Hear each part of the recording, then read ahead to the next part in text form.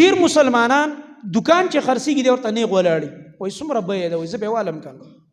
ځمکه چې خرڅیږي پلاټ خرڅیږي دی ورته نیغ ولاړي دغه رنګه که بل یو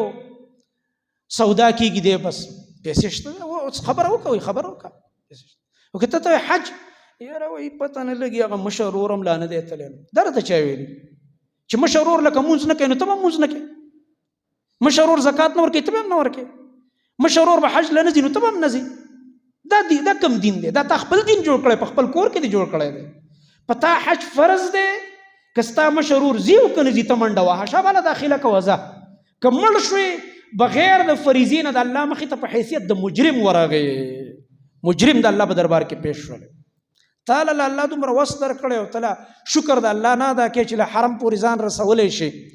لکه دې وخت کې دا تقریبا 11 لکه روپۍ داخله ده او تعالی الله پاک ښه مزیدار دومره وس درکړی چې دا داخله وکړي حج وکړي واپس راشي او ستا د کور په خرچه فرق نه پرېوځي خرچه دې ښه برابره ده دغه کمې 35-30 ورځې میاشت او 15 ورځې هلته خلک تېروي په دې ورځو کې که ته د کور نه بارې خرچه دې برابره چلېږي ته بیا هم نه ځې ته د الله په دربار کې مجرمې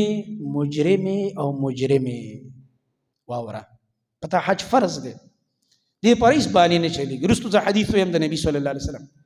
چې دې حج کې به لیټوالی نه کوې چې دې کال در باندې فرض شو تا ته اندازه ولګېده چې یاره دې کال خو ما سره دومره سرمایه ده چې زه حج له لاړ شم او لا نړي او مرګ دې راغو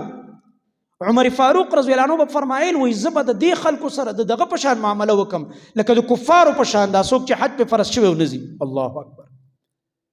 او که دله په دې حال کې مرګ راغی نو عمر رضی الله عنه فرمایي کې یو حدیث هم شته د نبي صلی الله علیه وسلم خو سندن پای کې مقال دی او د عمر رضی الله عنه قول پکې دی چې یو انسان که په دې حال کې مړ شي چې په ده باندې حج فرض دی زه پې یارېږم یا به د یهودیت په مرګ مړ شي یا د نصرانیت ځکه یهود نصواره حج نه مني او سپک ګوري کعبې ته او حرم ته سپک ګوري هغوی او زمونږ په دین کې د حرم احترام دی دا د هر مؤمن ارمان دی که نارینه دی او که زنانه چې الله رب العالمین مل ته بوځي او د الله عبادت او بندګي وکړم الله رب العالمین ته قرآن کې ام القرى ویلې مکې ته ام القرى د ټولې دنیا د ښارونو مور ده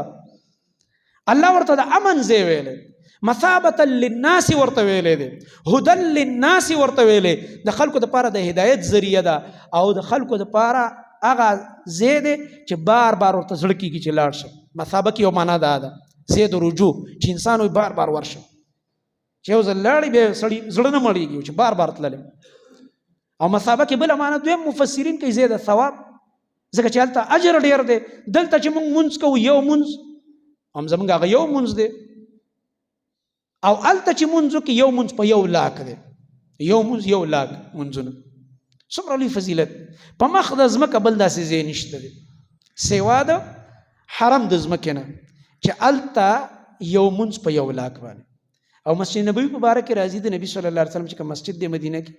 ایک یو روایت د 500 دی هغه ضعیف دی او د 100 منځونو روایت صحیح روایت دی سندن یو منځ چې وکړه لکه 100 منځونه دا څه غب دی څومره لوی فضیلت دی څومره لوی فضیلت دی یو مؤمن دپاره چې په دغه ځای کې سړی په دغه مقاماتو کې منځونه وکړي جماعت سره وکړي د الله نه دعاګانې وغواړي او دغه رنګ مناسک د حج ادا کړي